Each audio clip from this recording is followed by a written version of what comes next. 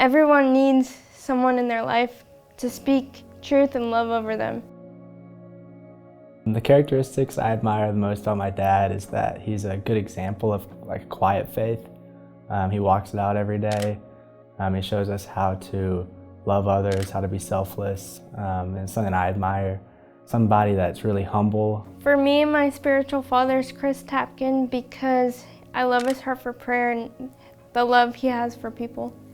Chris has leaded me on the right path if I fall short, and he always speaks truth over my life. My dad, he's very patient and understanding, so when I talk to him, he's a person who can understand me more than any other guy apart from God.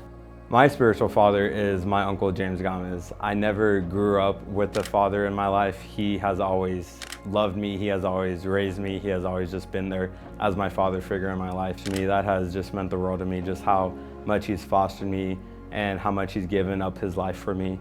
If I could find a verse that epitomized Dad, it would be Micah 6:8.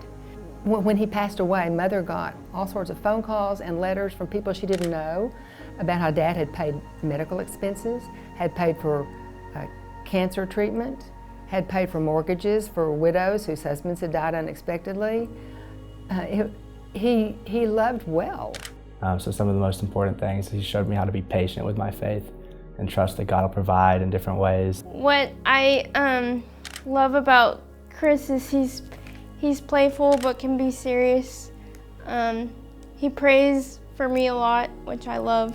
He's very calm, so when I freak out, the moments when I freak out with school or anything, the person who is good to have around because he makes you feel calm. I've never met a more wise person than him. He's always been able to guide me through life very calmly, very steadily, and just take life a day at a time. I can think of no greater thing to say about my dad than that his life impacted the type of man that I wanted to marry and spend my life with. I watched my dad battle Parkinson's disease and dementia in the latter years of his life and watched how he handled that.